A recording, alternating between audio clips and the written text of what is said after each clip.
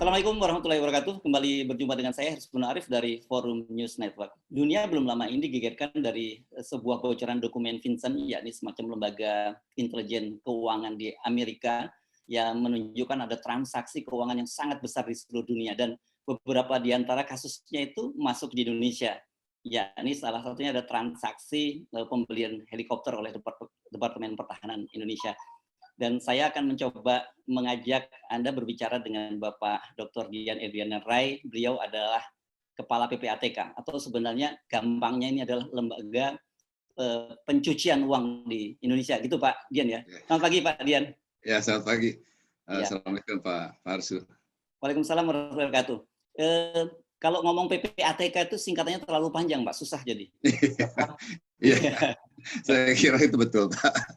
Ya. Jadi memang PPATK itu kan Pusat Pelaporan dan Analisis Transaksi Keuangan, Pak. Ya. Itu sebetulnya ya beberapa negara menggunakan istilah yang sama, seperti Australia juga menggunakan hal yang sama. Tetapi sebetulnya secara singkat itu adalah lembaga intelijen keuangan. Kita kira-kira sebetulnya begitu, Pak. Ya.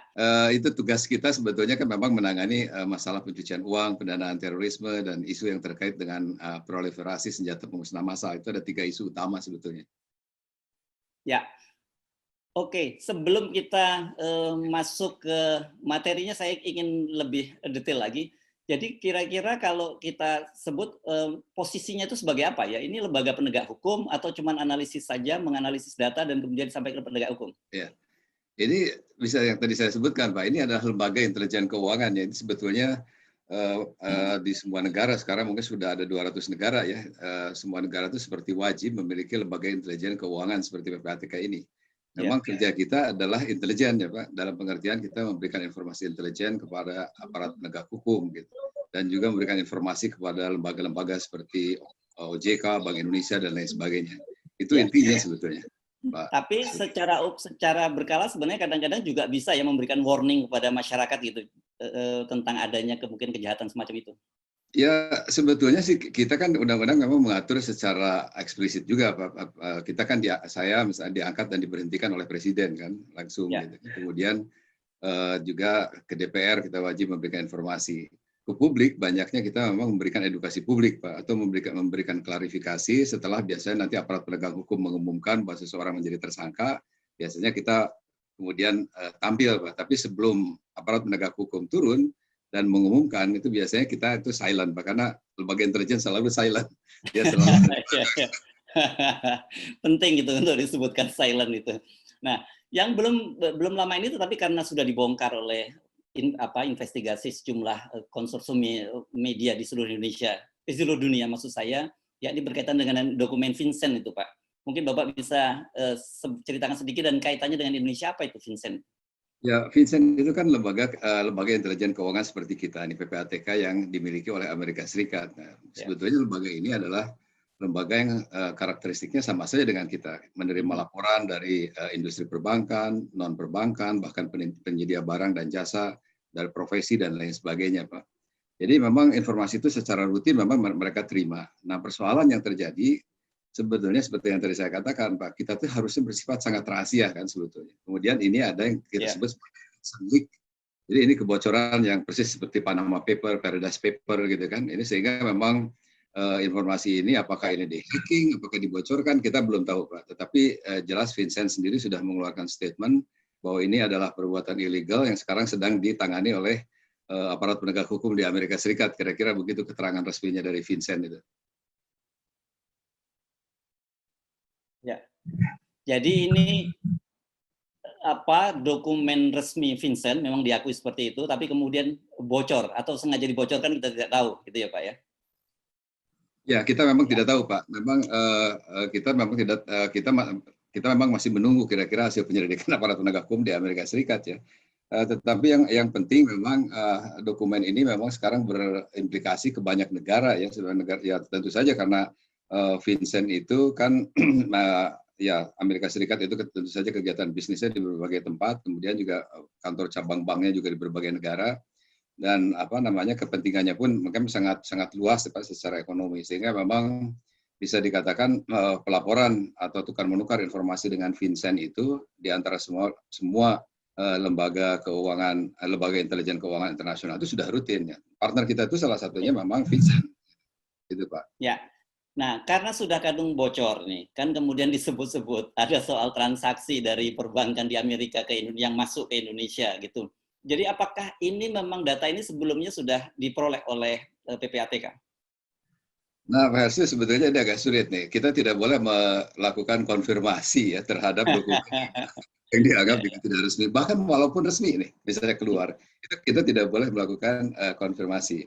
Tetapi begini, mungkin kalau saya mencoba menjelaskan biar teman-teman semua mungkin lebih clear, Pak. Laporan transaksi mencurigakan itu biasa dilaporkan, Pak, ke semua lembaga negara intelijen, kepada semua lembaga intelijen keuangan di seluruh negara, kan, gitu, Pak Hersi. Nah, ini tuh sebetulnya belum tentu nih yang namanya laporan transaksi keuangan mencurigakan ini kemudian menjadi tindak pidana beneran. Ini karena dalam banyak kasus sebetulnya ini hanya warning dari penyedia jasa dan barang maupun dari bank dan non-bank karena dia melihat sesuatu yang di luar kebiasaan. Namanya irregularities, ketidakbiasaan, bisa menyimpang dari profil gitu. Misalnya seorang pejabat ya memiliki uang banyak gitu atau melakukan transaksi banyak. Seorang pengusaha melakukan transaksi dengan pemerintah tapi kemudian uangnya itu misalnya masuk ke pribadi dan lain sebagainya. Itu sesuatu hal yang mendeviasi dari transaksi maupun profil orang. Nah, ini otomatis misalnya setiap bank itu termasuk di Indonesia ini langsung melaporkan nih kalau ada sesuatu yang seperti ini kalau kita ke PPATK tentu saja. Dan itu juga terjadi tentu saja kalau lintas batas dia bisa bank mana saja yang melakukan pelaporan. Bank di Amerika melaporkan ke Vincent, kemudian bank di kita melaporkan ke kita dan itu saya kira prosedur yang standarnya begitu Pak Heri. Ya. Jadi misalnya kayak di bank kita kalau mau transfer sampai 100 juta gitu harus mengisi kepentingan transaksinya itu ya Pak, salah satunya ya. Betul Pak, itu adalah yang disclosure requirement yang diminta sebetulnya oleh bank. Jadi bank itu memang setiap transaksi juga diwajibkan oleh kita sebetulnya kalau ada sesuatu misalnya orang narik, orang transfer gitu. Itu harus jelas itu tujuannya apa gitu kan. Dalam jumlah besar tentu saja. Kalau menurut ketentuan PPATK sebenarnya transaksi cash yang dimaksud adalah memang 500 juta itu yang harus 500 juta ya Pak ya. Dilaporkan. Yang 100 juta itu ketentuan mengenai pembawaan uang tunai Pak. Nanti itu lain lagi itu isunya yang terkait dengan cross border cash carrier namanya tuh. Nah, tetapi ini merupakan suatu ceiling yang ditetapkan oleh kita bahwa ini transaksi ini harus dilaporkan karena ini sesuatu hal yang jumlahnya sangat tinggi. Apalagi kalau nanti misalnya melakukan transaksi itu memang ada profil yang sudah dilihat oleh bank. Misalnya bank itu kan punya data siapa yang misalnya saya misalnya bertransaksi dengan bank kemudian saya transfer 500 juta gitu. Dia sudah tahu nih yang namanya Dian Edianara itu adalah kepala PPATK gitu. Sudah otomatis nih Pak, warning. Nah, orang ini pejabat negara nih, kenapa dia transaksi duit cash 500 juta? Sudah otomatis nih walaupun ke PPATK sendiri ya dilaporkan ke PPATK juga. Nanti jadi tetap juga dilaporkan kepada kita juga teman-teman lain yang kita sebut misalnya termasuk kategori yang kita sebut sebagai PEPS Pak, ini namanya politically exposed person ya Pak. Political exposed person itu adalah orang-orang yang memang terlibat secara politis, misalnya pejabat pemerintah pusat, daerah, aparat penegak hukum dan lain sebagainya itu dimasukkan kategori PEPS Pak. Kalau dia melakukan transaksi yang kemudian tidak biasa, tentu kita itu akan warning. Ini contoh saja Pak sebetulnya. Ya. Seperti itu. Tapi kan masalahnya kalau tentu saja bagi mereka yang paham, mereka tidak akan menggunakan nama asli, Pak. Bisa menggunakan orang lain atau rekening lain. Bagaimana cara mendeteksinya semacam itu? Itu memang sudah artinya gini, Pak. Itu sudah biasa, Pak. Itu tentu saja namanya sekarang koruptor itu kan menerima uang suap tidak mungkin itu diterima secara langsung kayak begitu. Sekarang itu sudah banyak sekali skemanya ya. Mereka menggunakan anak, menggunakan istri itu sudah biasa juga, menggunakan supirnya, menggunakan tukang kebun bahkan gitu kan, atau menggunakan orang lain yang sama sekali tidak terduga. Tetapi keunggulan kita ini sebagai lembaga intelijen ya Pak, itu kan aliran dana, itu kita bisa aliran itu kemanapun mengalir istilahnya, itu pasti kita bisa temukan gitu. Itu sebetulnya intinya kenapa yang namanya tugas kita mengejar-ngejar uang penjahat kira-kira begitu. Jadi kalau polisi, jaksa dan sebagainya mengejar penjahatnya, Bapak ini mengejar uangnya gitu ya? Itu memang Sebenarnya seperti itu. Memang yang harus in tandem ini, Pak. Ya, ya. Ini yang kalau PPATK beranggapan, kalau misalnya penjahatnya ditangkap dan dipenjara atau disita ala kadarnya, itu tidak akan ada efek jera. Ya. Tindak pidana pencucian uang ini yang harus ditegakkan, sehingga ini harus ada efek jera gitu kan, bila perlu dimiskinkan itu dengan undang-undang TPPU ini sebetulnya. Ya, iya, ya. Tapi prakteknya sekarang orang justru melihat banyak sekali koruptor gitu yang masih bisa menikmati uangnya dengan tenang gitu. Atau kalau yang paling contoh, misalnya saya membaca kasus gembong narkoba Freddy Budiman, ya, itu dia sudah dihukum mati tahun 2016. Kemudian tahun 2018 ternyata masih BNN membongkar lagi jaringan transaksinya pencucian uang dari gengnya. Ini bagaimana ceritanya, Pak? Itu pertanyaan bagus ya, Pak. Saya kira ini pertanyaan yang memang harus kita renungkan bersama, Pak. Ini justru yang tadi yang saya sampaikan. Nggak akan pernah kita, negara kita ini, berhasil memberantas tindak pidana kejahatan ekonomi, apakah itu narkoba, apakah itu korupsi, apakah itu illegal logging, illegal fishing, segala macam itu, tanpa dibarengi dengan tindak pidana pencucian uang. Ya. Ini agak sulit karena begini. Karena insentif atau bisa dikatakan insentif orang melakukan kejahatan di tindak pidana ekonomi itu ya adalah uang kan gitu. Betul. Kalau ini kemudian diambil semuanya tidak bisa manfaatkan, itulah disinsentif. Orang tidak akan mau lagi melakukan kejahatan kalau duitnya juga tidak bisa dimanfaatkan gitu kan. Tapi kalau misalnya orang hanya di penjara, uangnya mesti tetap dikendalikan orang mereka gitu kan. Ya terus aja akan berlanjut gitu. Ada semacam regenerasi nih, apalagi kalau kita lihat narkoba ya. Itu ada semacam regenerasi seperti itu. Kalau misalnya di korupsi bukan regenerasi sifatnya, tetapi ini kan bisa dikatakan semacam apa ya? Anak keturunan. Biasanya kan dananya dialihkan ke anak istri dan sebagainya gitu. Semacam begitu. Jadi artinya semacam apa namanya perilaku yang kemudian orang di bawahnya atau di sampingnya itu mencontohkan gitu.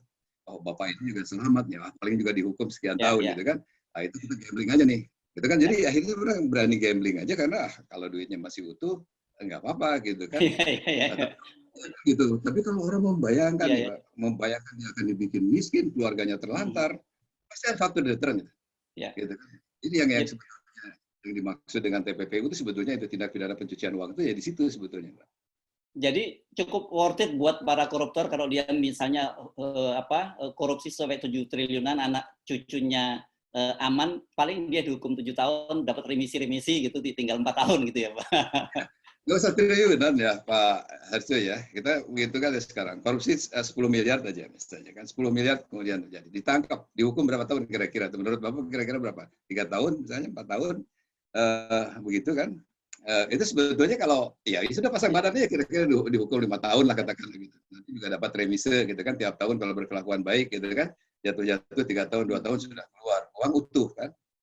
Orang udah nggak ingat lagi kasusnya gitu kan. Terus kemudian dia ya sudah mulai menggunakan seperti itu. Tinggal kalau mau tidak kelihatan mukanya sama sekali tinggal yang tidak pakai kumis sebelumnya pakai kumis gitu kan, atau misalnya operasi plastik sedikit, gitu, orang sudah nggak kenal lagi gitu kan. Nah itu yang masalahnya kadang-kadang seperti itu.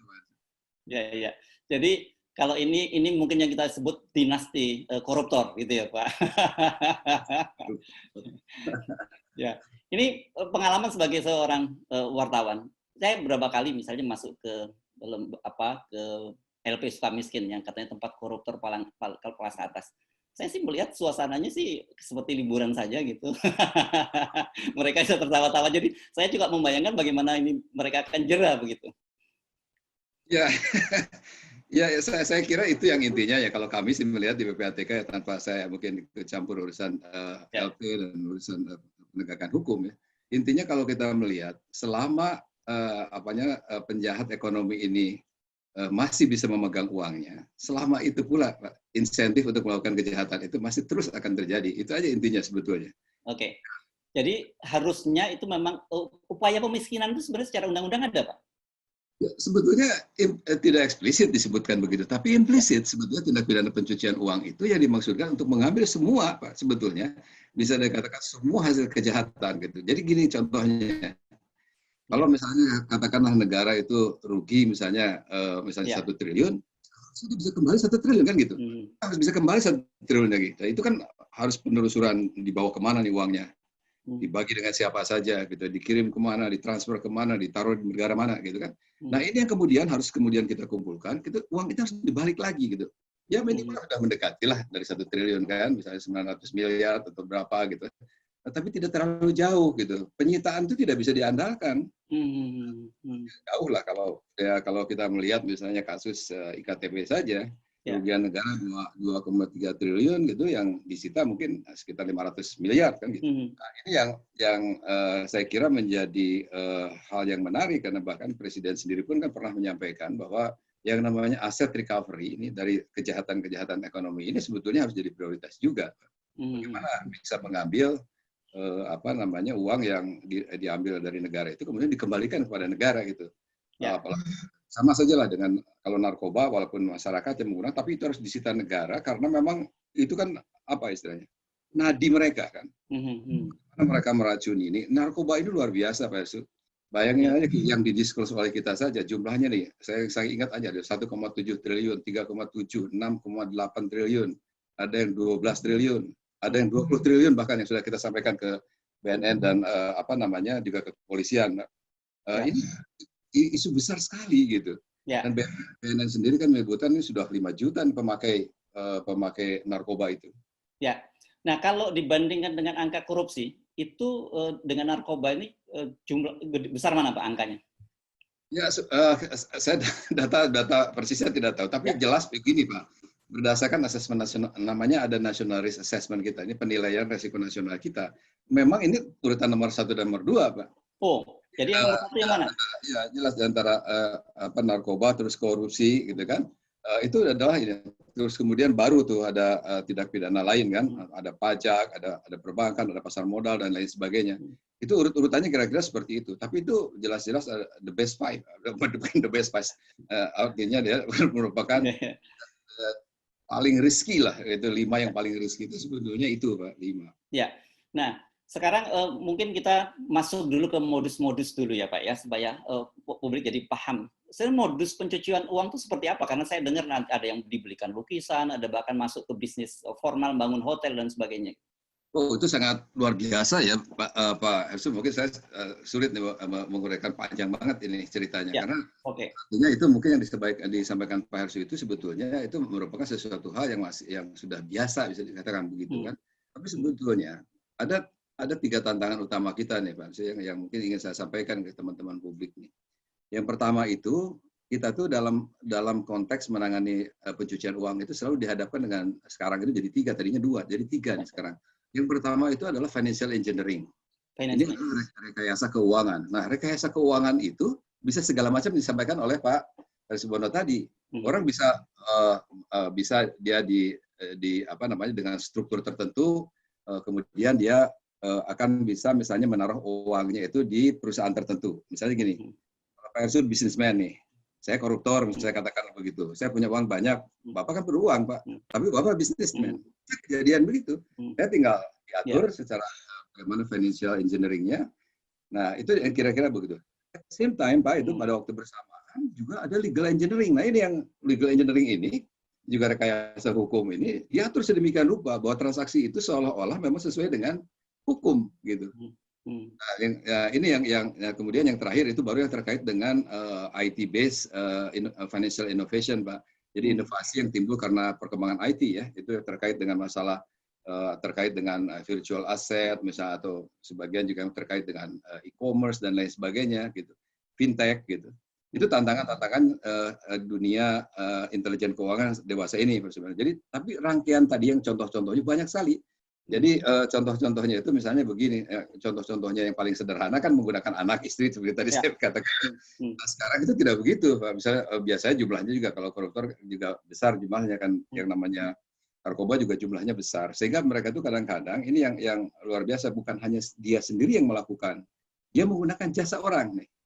Jasa orang ini adalah seperti tadi kita sering menyebutnya tuh dalam bahasa Inggris itu disebutnya professional money launderers, Pak. Jadi pencuci uang profesional. Oh, memang ada itu ya? Orang-orang yang profesinya semacam itu ada ya? Dan itu sudah terbukti di banyak negara, peran mereka itu selalu ada. Bapak lihat 1MDB misalnya kasus di Malaysia, itu jelas rohnya seperti itu. Dan beberapa kasus korupsi kita juga begitu. Termasuk misalnya pemanfaatan kasino dan lain sebagainya itu. Itu sebenarnya ada advisor. Advisor hukum, advisor finansial dan lain sebagainya. Dan ini bisa profesi apa saja gitu. Mereka itu berperan di berbagai negara ini sudah menunjukkan misalnya lawyer yang terlibat, akuntan yang terlibat gitu kan, terus financial advisor, ada notaris dan lain sebagainya.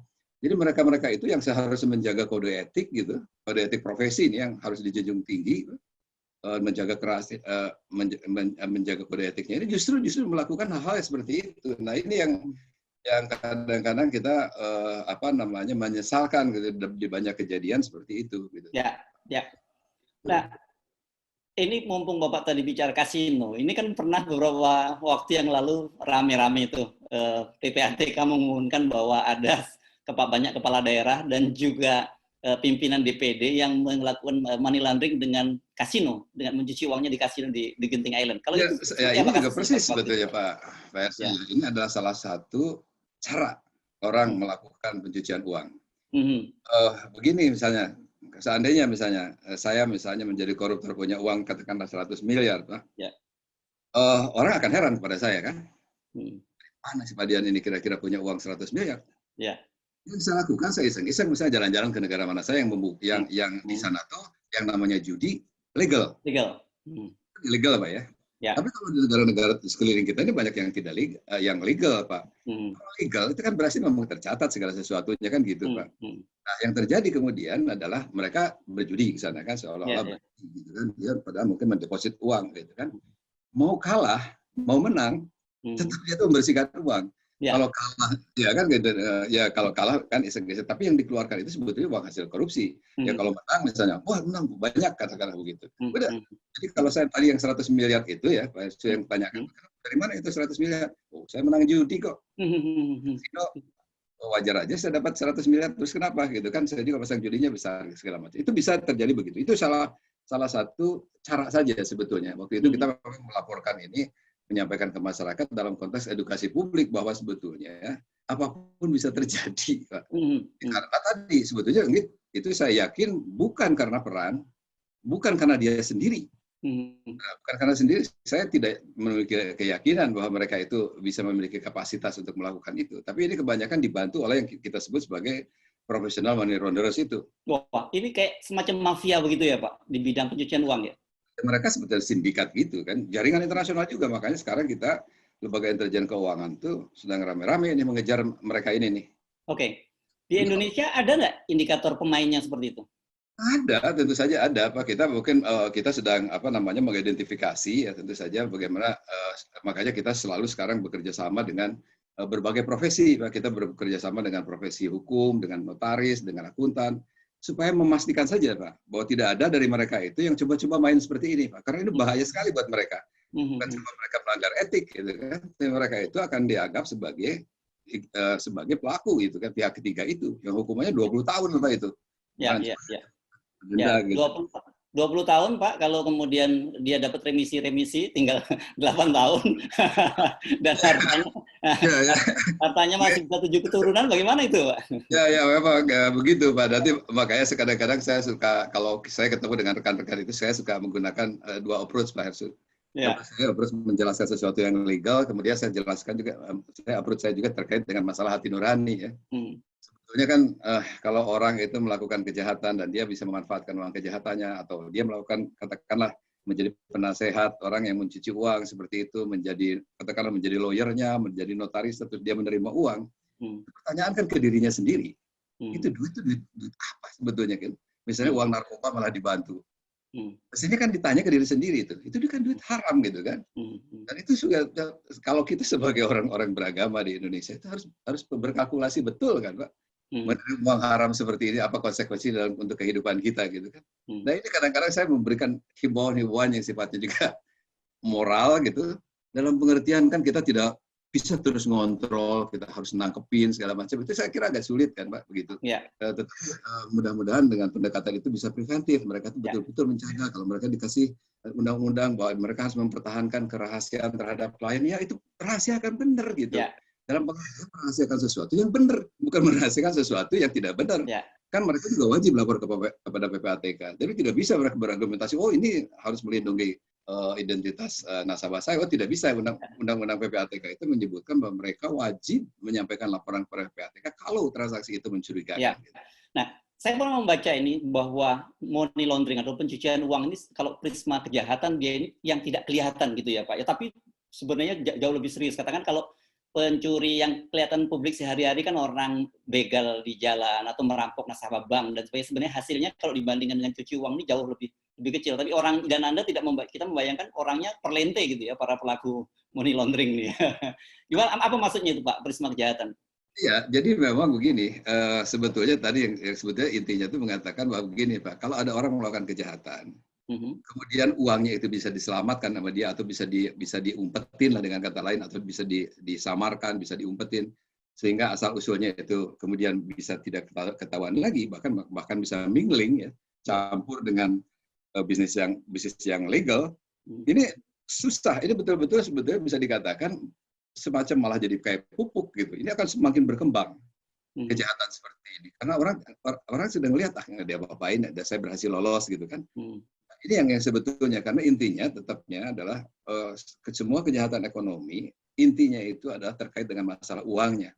Nah ini yang tentu yang harus kita usahakan dan selalu bahwa kalau menangkap penjahat gitu, penjahat ekonomi dan kemudian dia disidik, kemudian dia dituntut, itu harus digabung mestinya. Tindak pidana korupsinya dengan tindak pidana pencucian uang gitu kan, kemudian narkoba dengan tindak pencucian uang itu harus sama-sama dilakukan. Kalau tidak ya nanti pincang. Kalau pincang seperti tadi Pak, pemberantasan kita menjadi tidak efektif, pemberantasan kejahatan ekonomi ini menjadi tidak efektif sama sekali gitu. Ya. Nah, sekarang ini sedang rame-rame jelang pilkada, Pak Dian.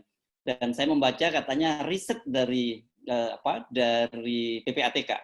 Ini datanya tidak lengkap, tapi saya baca risetnya gitu, bahwa itu ada bahayanya uang korupsi dan uang narkoba masuk dalam pilkada ini. Ya. Seperti apa Pak sebenarnya itu modusnya dan apa kepentingannya ini? Ya, jadi semenjak beberapa bulan terakhir memang kita ini kan berkoordinasi Pak dengan KPU dan juga Bawaslu Pak ya. Ya. Untuk ikut ini sudah berapa kali sebetulnya PPATK melakukan ini Pak. Ini untuk memastikan bahwa kualitas pilkada kita atau pemilu secara umum itu dari waktu ke waktu itu semakin meningkat. Dan ini yang salah satu isu yang paling penting sebetulnya untuk meningkatkan kredibilitas sistem politik kita itu adalah jangan sampai kemudian uang memainkan peran. Uang yang pertama adalah kita ada dua sebetulnya target utama kita nih PPATK sebetulnya Pak Arsul. Pertama, jangan sampai ada uang haram masuk ke politik, masuk ke pilkada atau kemana.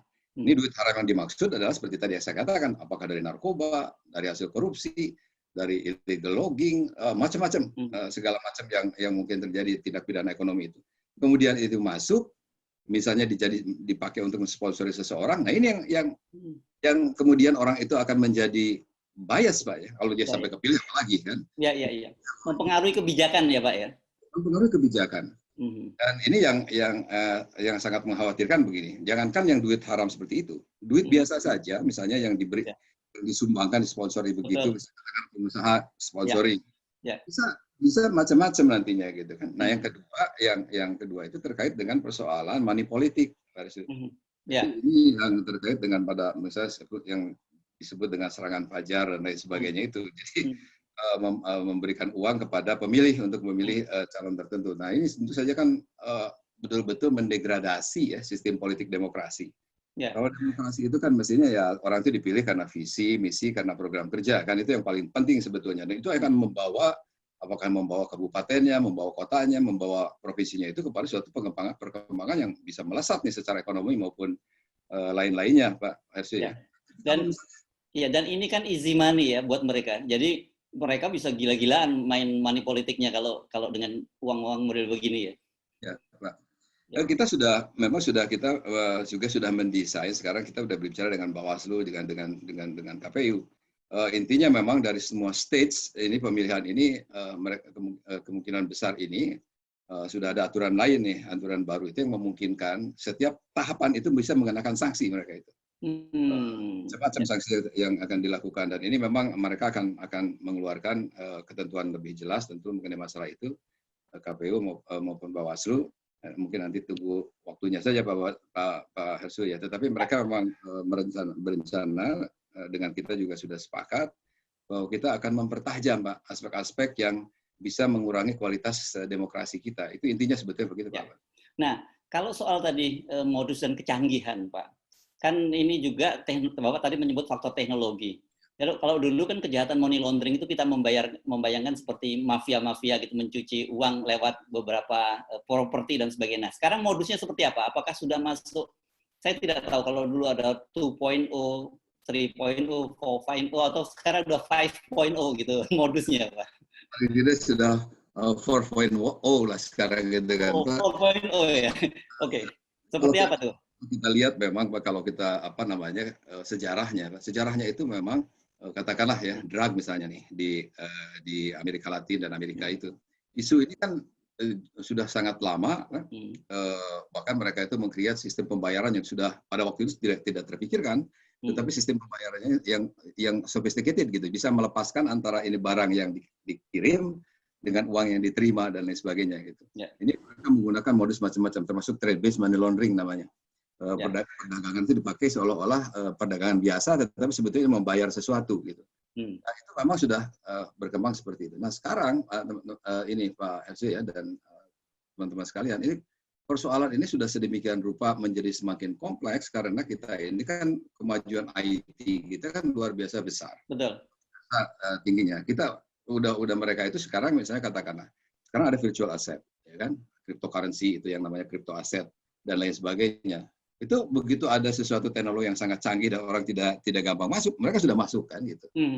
Akan memanfaatkan yang kayak gini. Persis seperti dulu ya, misalnya orang dulu kan tidak biasa menggunakan katakanlah kartu, kartu kredit atau kartu debit gitu kan, terus kemudian yang e-money dan lain sebagainya, ATM nih Pak. Itu salah satu yang waktu teknologinya nyampe ke sana, itu mereka pakai misalnya gini, kalau menyuap orang nih, Bapak pejabat, saya kata berkepentingan. Saya tidak perlu membayarkan duit cash ke Bapak kan gitu. Saya lakukan, saya kasih aja ATM saya ke Bapak kan. Iya. Saya kasih PIN, Bapak tinggal narik, itu kan tidak akan ketahuan begitu saja kalau bukan lembaga intelijen tentunya ya Pak, tidak akan tahu. Tapi kalau kita kan sudah tahu mekanisme secara kita sudah berapa kali menangkap itu.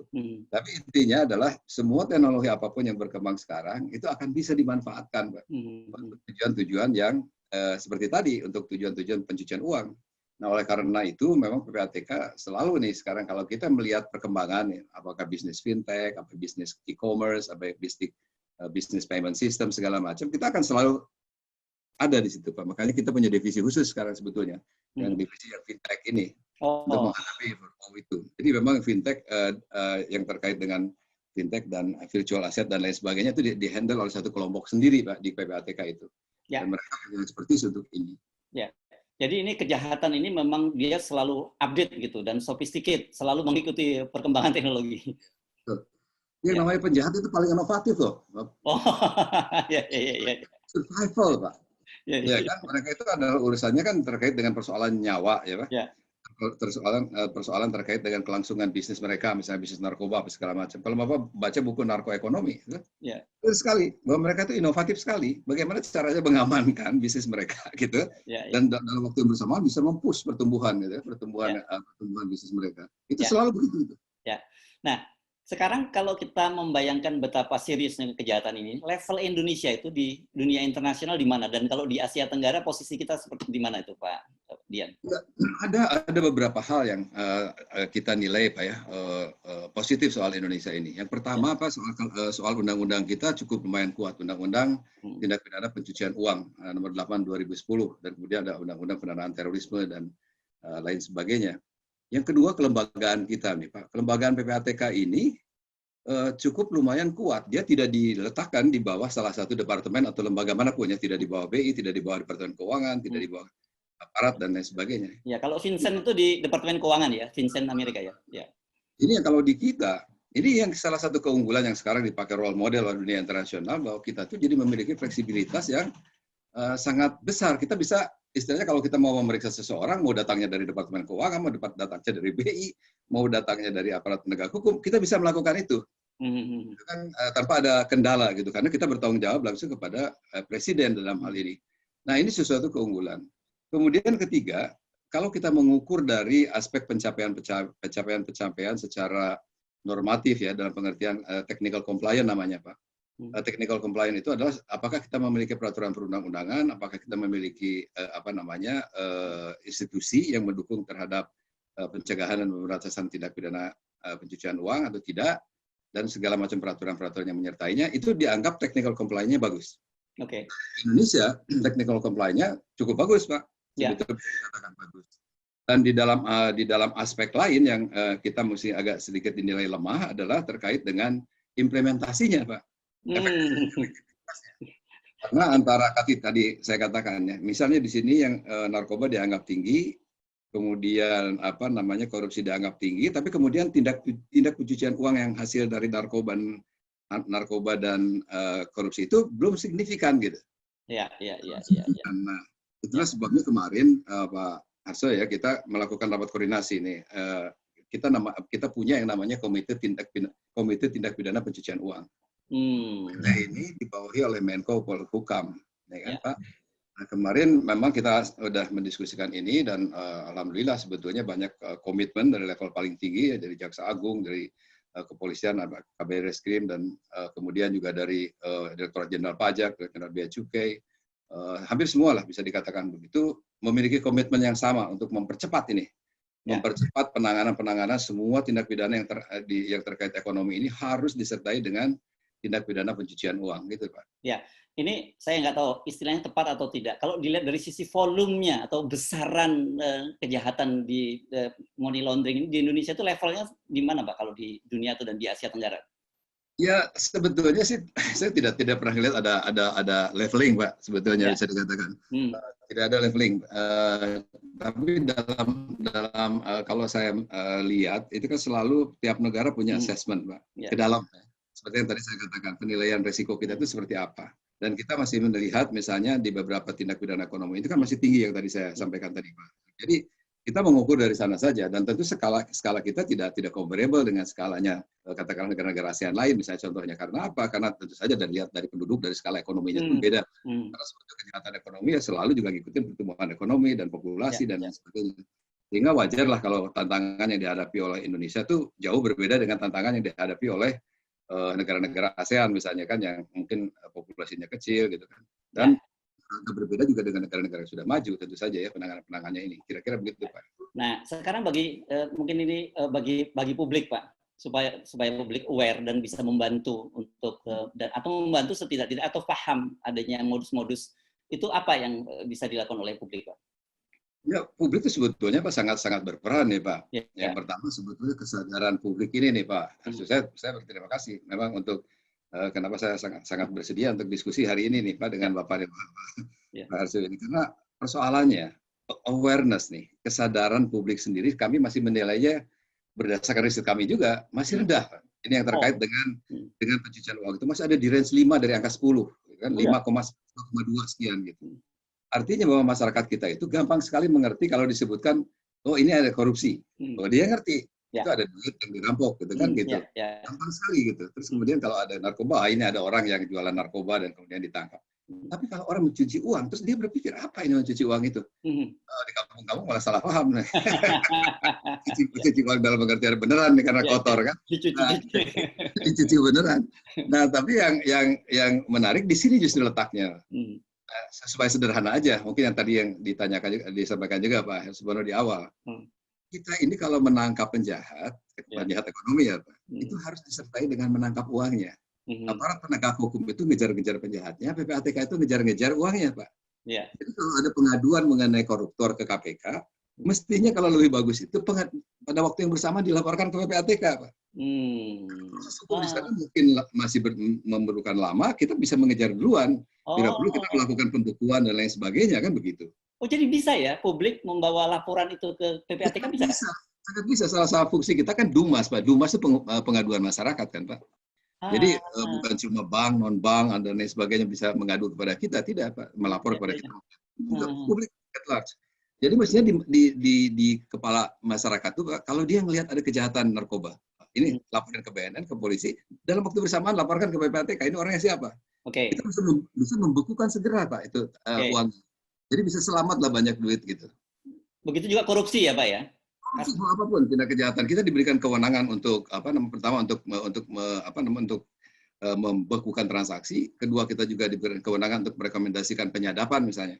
Itu juga salah satu fungsi kita.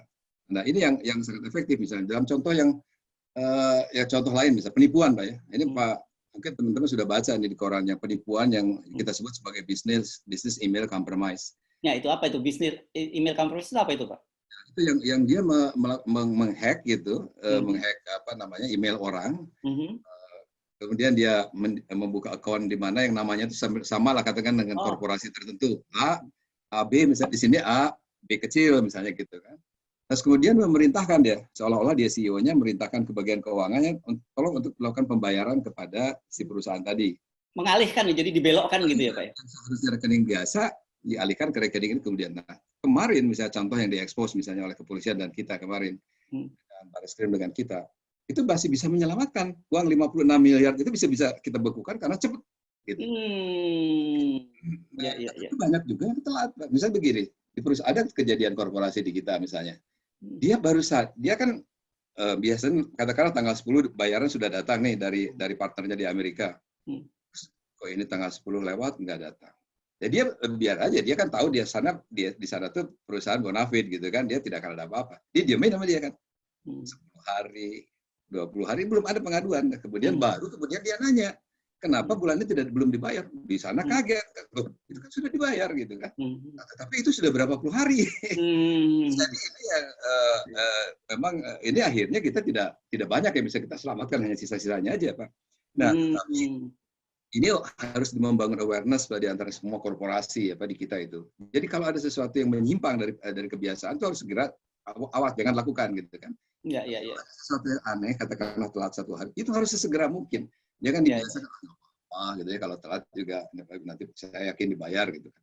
Masih kemarin dalam kasus kemarin seorang korporasi Amerikanya itu sangat bertanggung jawab, dia bayar lagi gitu kan 2 kali, tapi duitnya dia hilang gitu kan. Nah ini contoh-contoh begitu yang terkait dengan korporasi kita. Dan sekarang agak lumayan puluhan yang sudah masuk kepada kita dengan jumlah yang sangat besar sebetulnya gitu Pak. Nah sejauh ini pernah tidak Pak publik yang melaporkan pada Bapak atau kebanyakan lebih pada siapa yang banyak melaporkan ke PPATK? Yang banyak melaporkan tentu kan adalah lembaga yang secara resmi memang kita wajibkan ya Pak, seperti bank, non-bank, kemudian non-bank itu termasuk asuransi dan lain sebagainya, kemudian penyedia barang dan jasa. Penyedia barang dan jasa itu kan ada sektor properti, ada mobil, ada segala macam otomobil macam-macam, itu semua termasuk toko emas, balai lelang dan sebagainya, itu kan wajib lapor pada kita kalau ada transaksi yang mencurigakan. Nah, tetapi banyak juga kita terima dari publik, Pak. Banyak juga kita terima dari publik yang sifatnya misalnya pengetahuan mengenai seseorang di daerah, Pak. Ini kayaknya orang ini misalnya bupati ini tuh kok kelihatannya aneh nih gitu kan, begini, nah diaduin ke kita. Bersamaan diaduin ke KPK gitu kan. Dan banyak Pak, sudah cukup banyak yang kasus yang timbul karena pengaduan masyarakat. Oleh karena itu ya memang saya juga sangat mengharapkan justru partisipasi masyarakat seperti tadi. Ada hotline-nya Pak untuk mengadu semacam ini? Ada Pak, nanti saya kasih tahu ya Pak, saya lupa ini hotline. Ya, nanti masih angka 6 pasti ini nanti saya informasikan. Ya, perlu sampaikan hotline-nya karena sejauh ini Mas Agung bisa ya dari situ ya. Nanti bisa dikirim ke saya, nanti kita tampilkan. Nah, satu lagi mungkin sebenarnya ini perlu rebranding ini karena satu namanya PPATK dan kedua juga orang belum awareness gitu. Saya sih usul mau coba dipikirkan nama lain meskipun secara undang-undang tetap PPATK Pak, tapi nama lain yang kemudian buat publik jadi aware. Oh, ini saya harus membantu lembaga intelijen keuangan ini gitu. Atau jangan intelijen lah, intelijen kan juga orang biasanya agak takut. Ya sebetulnya betul Pak. Artinya kalau di tempat lain memang eksplisit juga banyak yang sudah eksplisit, itu lembaga intelijen keuangan sudah begitu saja kan eksplisit. Kita mungkin karena memang bunyi undang-undangnya masih begitu. Tapi juga di dalam bahasa Inggris kita sudah sering menggunakan intrack gitu ya. Intrack apa itu Pak?